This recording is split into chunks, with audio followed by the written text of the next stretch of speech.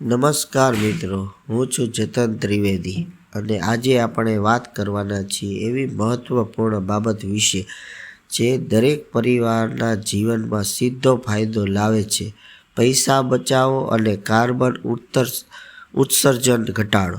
મિત્રો, જો એક પરિવાર સ્માર્ટ અને ઇકો ફ્રેન્ડલી આદતો અપનાવે તો તેઓ વર્ષે અંદાજે 50,000થી 1,00,000 સુધીની બચત કરી શકે છે. અને સૌથી સારી વાત એ છે, દરેક બચાવેલો રૂપિયો પર્યાવરણને પણ બચાવે છે.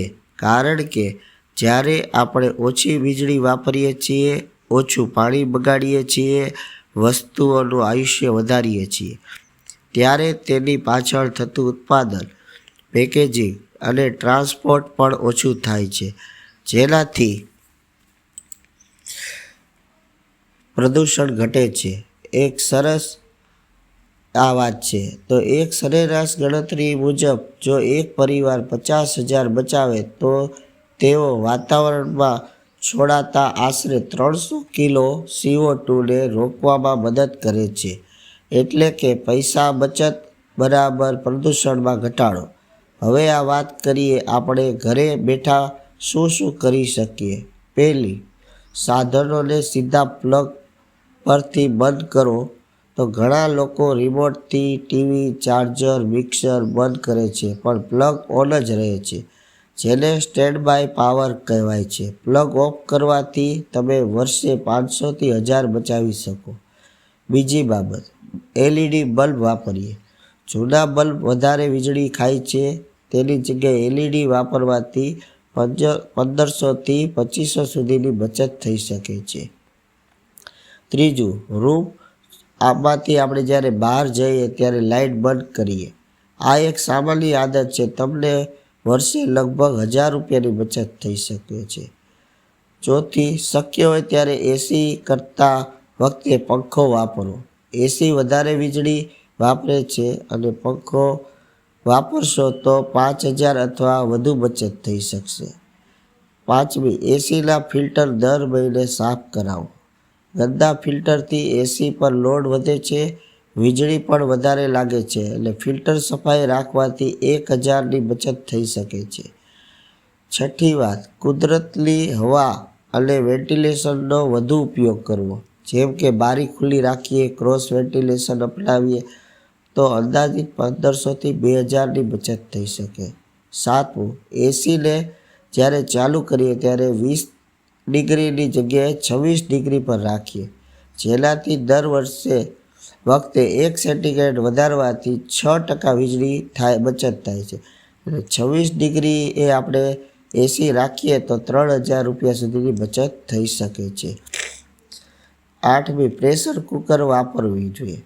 ભોજન ઝડપથી બને છે, ગેસ પણ ઓછો બગડે છે, જેનાથી ગેસની બચત થઈ શકે અંદાજિત 1500 રૂપિયાની. નવમું, નાના ભોજન માટે LPG કરતાં ઇન્ડક્શન વાપરવાનો આગ્રહ રાખીએ, જેથી 1500-2000ની બચત થઈ શકે. 10મું, કપડાં ડ્રાયર વગર તડકામાં સૂકવીએ. આપણે કપડાં જ્યારે ધોવા નાખીએ છીએ ત્યારે ડ્રાયરનો ઉપયોગ કરતા હોય છે, એર ડ્રાયર. તેની બદલે તે ન વાપરીએ, તડકાથી ઉકળે તો અંદાજિત 3000ની બચત થાય છે. 11મું, ટપકતા નળને તાત્કાલિક સુધારવા જોઈએ, રિપેર કરવા જોઈએ. એક ટીપું પર સેકન્ડ 20 લીટર પાણી દિવસમાં બગાડે છે. તો નળ રિપેર કરાવીએ તો 1000 રૂપિયાનું પાણી બચી શકે છે. 12મું, RO વેસ્ટ પાણી જે આપે છે તે ફેંકવાની બદલે તેને સફાઈમાં ઉપયોગ કરીએ તો અંદાજિત 800 રૂપિયાની બચત થઈ શકે છે. 13મું, શાવર લેવાને બદલે ડોલ અને બાલ્ટીથી નહાવાની આદત કરીએ, જેથી 1500 રૂપિયાનું પાણી બચી શકે છે. 14મું, ટેપ એરેરેટ લગાડવા પાણીનો ફ્લો ઓછો કરીએ. પ્રેશર પંપનો ઉપયોગ ટાળીએ, જેથી 1000 રૂપિયાનું પાણી બચી શકે છે. 15મું, રેન વોટર હાર્વેસ્ટિંગ કરીએ. વાડી, ગાર્ડન, ઘર સફાઈ માટે વરસાદના પાણીનો ઉપયોગ કરીએ તો આપણે મોટરનો ઉપયોગ ઓછો થાય છે, પાણીનો વપરાશ, સારા પાણીનો બગાડ ઓછો, એટલે બચત 2000ની થઈ શકે છે. કિચનના કચરામાંથી કમ્પોસ્ટ બનાવીએ, જેથી ખાતર ખરીદવાનો ખર્ચ ઘટી શકે છે. 17મું રિચાર્જેબલ બેટરી વાપરીએ. વારંવાર નવી બેટરી ખરીદવાની જરૂર રહે નહીં. એટલે રિચાર્જેબલ બેટરી વાપરવાથી 1000 રૂપિયા જેવો ફાયદો થાય. સોલાર ગાર્ડનમાં લાઇટ લગાડો. બહારની લાઇટનું વીજ બિલ ઘટી શકે છે. કપડાને અંદર બહાર ઉલટાવીને સૂકવો. કપડાં જલ્દી સુકાઈ જશે, ખરાબ નહીં થાય અને કપડાનું આયુષ્ય વધશે. જેથી નવા કપડાનો ખર્ચ બચશે અને પર્યાવરણને બચાવી શકશું. તો મિત્રો, આ બધા પ્રકારની નાની ટિપ્સનો ઉપયોગ કરવાથી આપણે ઘણો બધો ફાયદો થઈ શકે છે. પણ આપણે સૌ આ નાની નાની બાબતનું ધ્યાન રાખીએ તો વીજળી બચત, પાણી બચત, ગેસ બચત આ બધું જોડાઈને તમારા પરિવારનું બજેટ પણ મજબૂત બનાવી શકીએ છીએ અને પર્યાવરણને પણ સુરક્ષિત રાખી શકીએ છીએ.